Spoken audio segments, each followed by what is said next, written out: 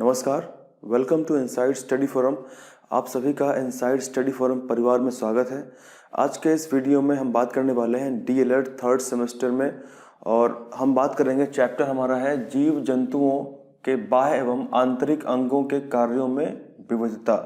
यानी किस तरीके से, किस प्रकार से हमारे बॉडी में, हमारे शरीर के अंदर जो ऑर्गन्स होते हैं, जो अंग होते हैं, या फिर जो दूसरे एनिमल्स होते हैं उनकी बॉडी में जो ऑर्गन्स होते हैं वो किस तरीके से डिफरेंट एक्शंस करते हैं और किस तरीके से आपस में समन्वय करते हैं, तो हम उसकी बात करेंगे। तो ये चैप्टर हम स्टार्ट करेंगे, और इस चैप्टर में सबसे पहले हम बात करेंगे केमिकल कोऑर्डिनेशन इन एनिमल्स, यानी केमिकल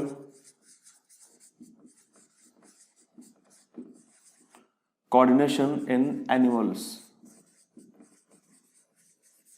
इसका मतलब क्या होता है हिंदी में? जंतुओं में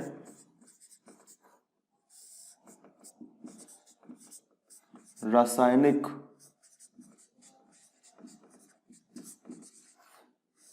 समन्वय।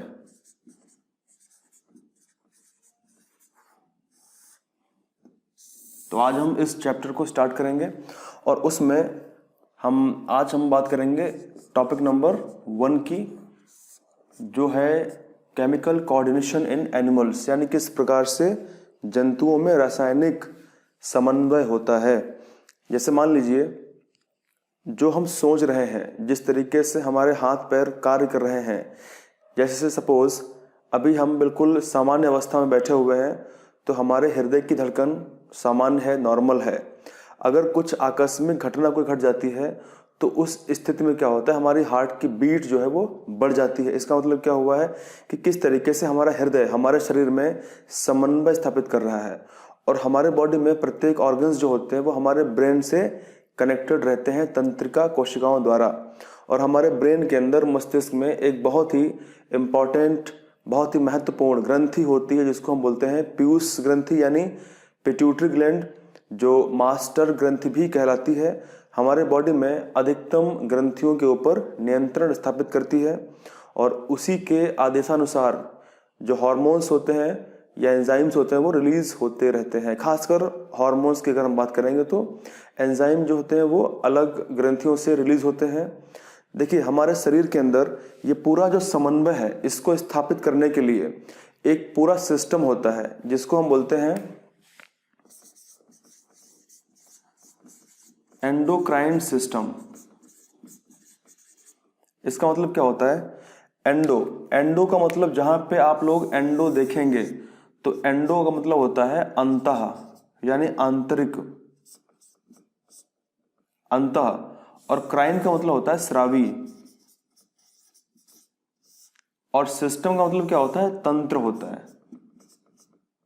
तो क्या बनेगा? अंतःस्रावी तंत्र। यानी हमारे बॉडी में जो केमिकली, रासायनिक रूप से जो समन्वय बनता है, समन्वय होता है, उसको स्थापित करने के लिए, उसको रेगुलेट करने के लिए, उसको नियंत्रित करने के लिए, उसको चलाने के लिए हमारे बॉडी में एक सिस्टम होता है, तंत्र होता है, जिसको बोलते हैं एंडोक्राइन सिस्टम। हिंदी में बोलते हैं उसको हम अंतःस्रावी तंत्र। और इस तंत्र, ये जो तंत्र होता है, ये विशेष ऑर्गन्स द्वारा, विशेष अंगों द्वारा चलाया जाता है, और उन अंगों को हम बोलते हैं ग्रंथियां। वो विशेष ऑर्गन्स होते हैं जिसको हम क्या बोलते हैं? जिसको हम ग्रंथियां बोलते हैं। और हमारी बॉडी के अंदर, हमारे शरीर के अंदर विभिन्न प्रकार की ग्रंथियां पाई जाती हैं, और संख्या में बहुत अधिक भी हो सकती हैं। तो उसके बारे में हम बात करेंगे। हमारे बॉडी में जो समन्वय स्थापित होता है, जो कोऑर्डिनेशन स्टैब्लिश होता है, वो कौन करते हैं? वो कुछ स्पेशल,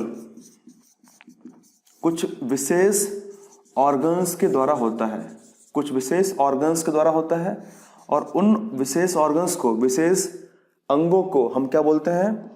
हम उनको ग्लैंड्स बोलते हैं, हम उनको ग्रंथि बोलते हैं, ग्रंथि। ठीक है। ग्रंथि क्या होते हैं? एक विशेष ऑर्गन्स होते हैं जो कुछ विशेष प्रकार के पदार्थों को स्रावित करते हैं, जो हमारी बॉडी में समन्वय स्थापित करते हैं। अब जो ग्रंथियां होती हैं, जो ग्लैंड्स होती हैं, मुख्य रूप से वो 2 प्रकार की होती हैं। मुख्य रूप से जो ग्रंथियां होती हैं वो 2 प्रकार की होती हैं। कौन कौन सी होती हैं? एक को हम बोलते हैं बहिस्रावी बहिस्रावी ग्रंथि और दूसरी को हम बोलते हैं अंतःस्रावी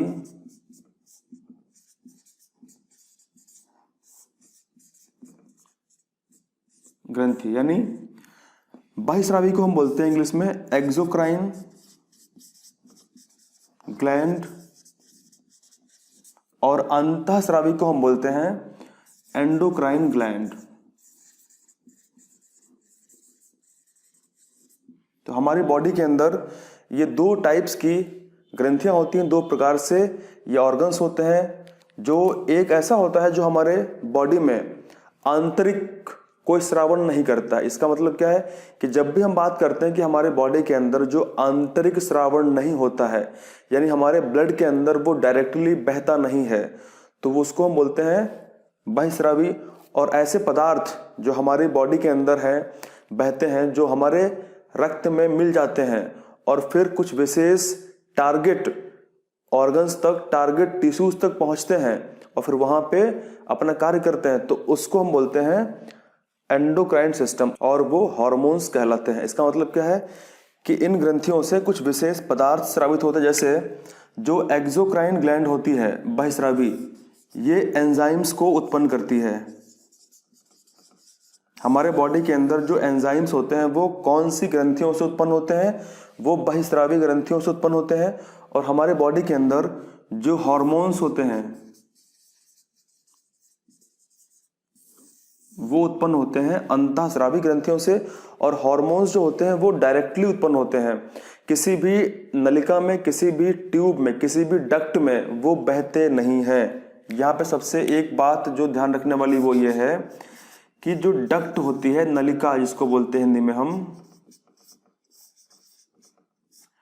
जो एंडोक्राइन ग्लैंड्स होती हैं, अंतःस्रावी ग्रंथियां होती हैं, उनमें नलिकाएं, डक्ट्स नहीं पाई जाती हैं, वो नलिका विहीन होती हैं। और वहीं पे जो बहिस्रावी ग्रंथियां होती हैं उनमें नलिकाएं पाई जाती हैं और उनमें जो एंजाइम्स बहते हैं वो नलिकाओं के माध्यम से बहते हैं और फिर स्पेसिफिक टारगेट ऑर्गन्स के पास पहुंचते हैं और अपना कार्य करते हैं। तो यहाँ पे हम जो सबसे पहले बात करने वाले हैं, जो हमारे सिलेबस में है, वो है अंतःस्रावी ग्रंथि। तो आज की वीडियो में हम विशेष रूप से बात करेंगे अंतःस्रावी ग्रंथियों के बारे में और एक संक्षिप्त जो समरी है इसका, उसको पूरा हम समझेंगे। तो यहाँ पे कुछ पॉइंट हैं जो आपको ध्यान रखने हैं। उन पॉइंट्स को मैं अभी बोर्ड पे लिखने वाला हूँ और आप लोग समझेंगे कि कौन कौन से इंपॉर्टेंट, कौन कौन से मुख्य बिंदु हैं जो यहाँ से एग्जाम में आ सकते हैं। और उसके बाद में फिर हम बात करेंगे उन ग्रंथियों के बारे में जो हमारे बॉडी में है और कैसी हैं अंतःस्रावी ग्रंथियां हैं। जैसे सपोज अगर हम बात करें थोड़ा जनरली, हमारे बॉडी के अंदर जो हमारी किडनी होती है, किडनी जैसे आप देख सकते हैं, अगर मैं यहाँ पे ड्रॉ करूँ किडनी को, आप लोगों ने किडनी को देखा होगा। किडनी कैसी होती है? बीन शेप्ड होती है, यानी जो हमारा सेम होता है, सेम के बीज के आकार की स्ट्रक्चर होती है इस तरीके से। ये किडनी है, ठीक है। और यहाँ पे मूत्राशय होता है, इसको ब्लैडर बोलते हैं, जहाँ पे यूरिन, मूत्र एकत्रित हो जाता है।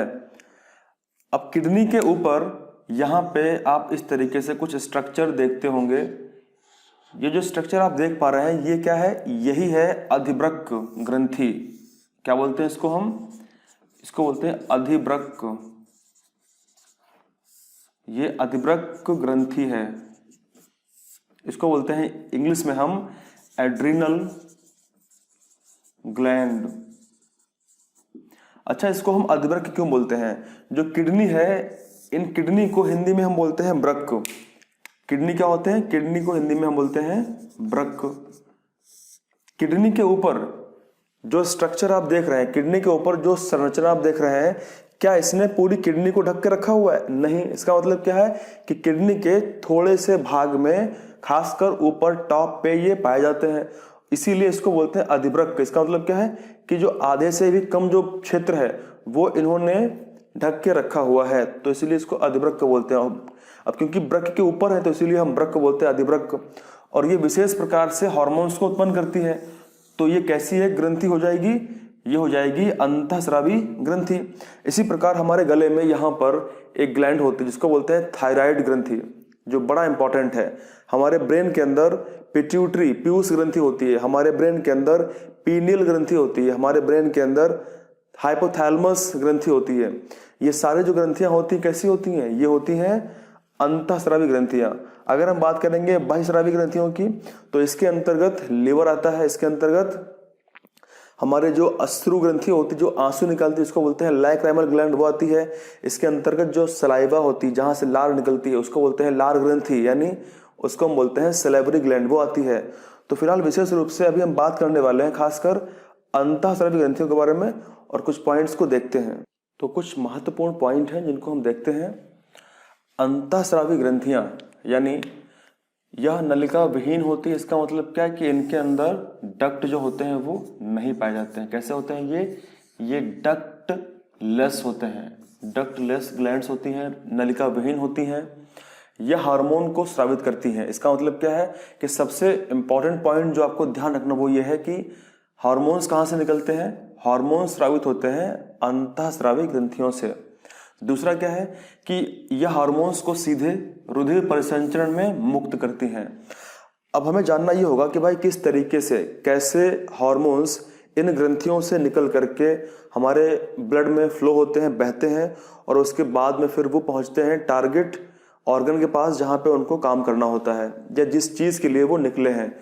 तो होता क्या है, जो हार्मोन्स होते हैं तो सबसे पहले हार्मोन्स इन ग्रंथियों से निकलते हैं, उसके बाद में निकल करके वो अपने ऊतक जहाँ पे वो ग्रंथि होगी वहाँ से जैसे हार्मोन्स रिलीज होगा वैसे ही वो ऊतक में आएगा, टिश्यू में आएगा और ऊतक से फिर जो रुधिर केशिकाएं, जो ब्लड कैपिलरीज होती हैं, रुधिर केशिकाएं होती हैं, वो उसको एब्जॉर्ब कर लेंगी। इसका मतलब क्या है कि वो उसको अवशोषित कर लेंगी और उसके बाद जैसे ही रुधिर केशिकाएं हार्मोन्स को ऊतक से अवशोषित कर लेंगे उसके बाद वो रुधिर परिसंचरण में मिल जाएगा।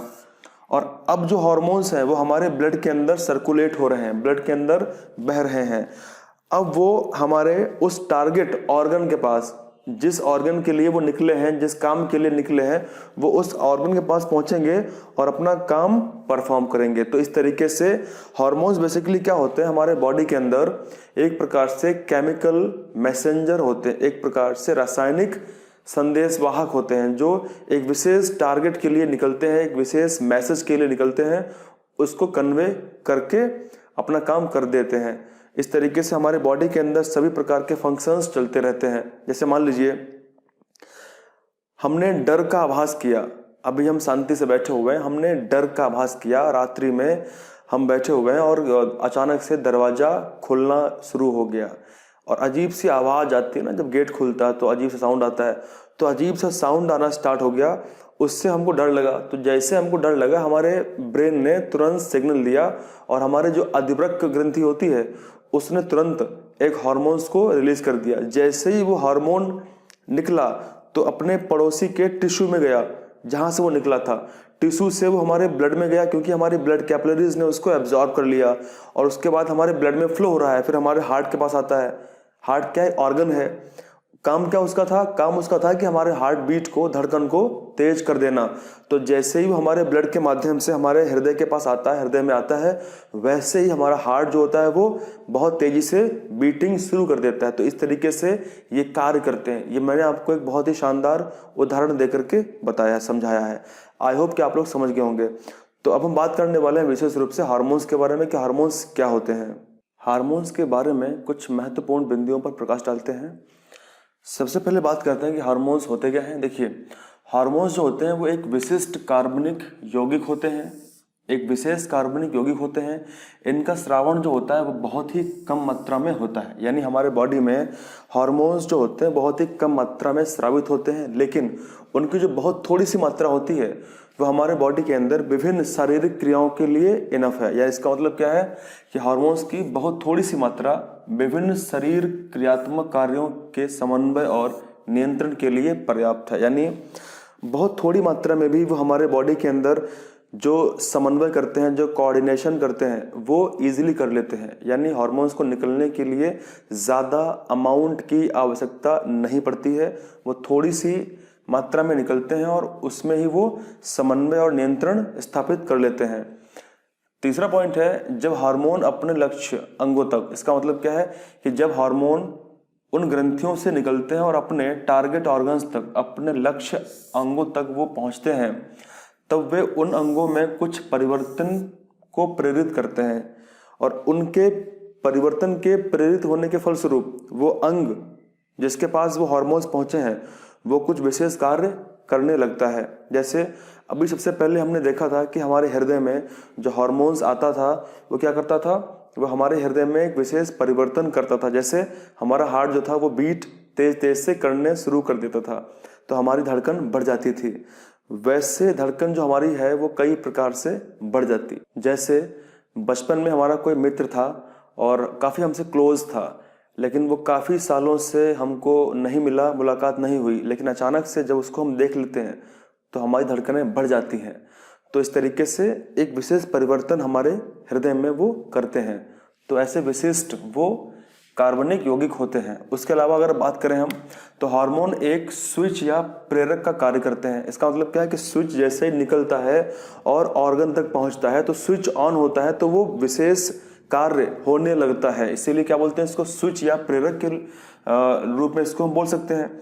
उसके अलावा जो तंत्रिका समन्वय होता है हमारी बॉडी के अंदर, हार्मोन्स तो एक प्रकार का समन्वय और नियंत्रण करते ही हैं, लेकिन उससे पहले हमारे बॉडी के अंदर जो हमारा तंत्रिका तंत्र होता है जिसमें तंत्रिका यानी नर्व सेल्स, न्यूरॉन्स होते हैं, तो तंत्रिकीय समन्वय और नियंत्रण की अपेक्षा हार्मोन नियंत्रण और समन्वय का प्रभाव अपेक्षाकृत धीमे धीमे होता है। इसका मतलब क्या है कि जैसे मान लीजिए जब भी मच्छर काटता है ना, अगर हमारे बॉडी में खासकर गर्मियों में, अब आजकल तो सर्दियों में भी मॉस्किटोज काटने शुरू कर दिए हैं, तो जैसे ही मॉस्किटो काटता है तो हमारे बॉडी में हमारे प्रत्येक सेल के पास, प्रत्येक टिश्यू के पास, प्रत्येक ऊतक के पास तंत्रिका कोशिकाएं पाई जाती हैं। तो जैसे ही वो काटता है तुरंत क्या होता है, हम तुरंत उसको मारते हैं। इसका मतलब क्या है कि हमने जैसे फील किया, तुरंत हमारे ब्रेन ने फील किया कि यार कुछ हो रहा है, कुछ काट रहा है। इसका मतलब क्या है कि ये हमारा तंत्रिकीय समन्वय है। जो हमारे न्यूरॉन्स, जो हमारे तंत्रिका कोशिका स्टैब्लिश करती है, स्थापित करती है, तो ये बहुत फास्ट होता है, ठीक है। लेकिन जो हार्मोन्स करते हैं वो स्लो होता है, लेकिन वो टिकाऊ होता है, वो बहुत देर तक रहता है। परंतु इसके द्वारा उत्पन्न प्रभाव जो होता है वो अधिक देर तक रहता है।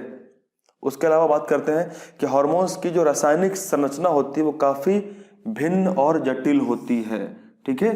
तो मित्रों ये कुछ पॉइंट थे हार्मोन्स को लेकर के, और अभी हमने जो समझा है वो हमने अंतःस्रावी ग्रंथियों के बारे में समझा है कि वो क्या करते हैं, किस तरीके से हार्मोन्स निकलते हैं, और अभी हमने कुछ हार्मोन्स के बारे में जाना है। इसके बाद जो वीडियोस आएंगे उसमें हम विशेष रूप से बात करेंगे कि कौन कौन से वो अंतःस्रावी ग्रंथियां होती हैं जिनसे हार्मोन्स निकलते हैं और विशेष कार्य करते हैं। जैसे हम पीयूष ग्रंथि की बात करेंगे कि भाई पीयूष ग्रंथि हमारे बॉडी में क्या करती है। उसके अलावा हम अधिवृक्क ग्रंथि की बात करेंगे। उसके अलावा हमारे गले में जो पाई जाती है उसको बोलते हैं थायराइड ग्रंथि, उसकी बात करेंगे।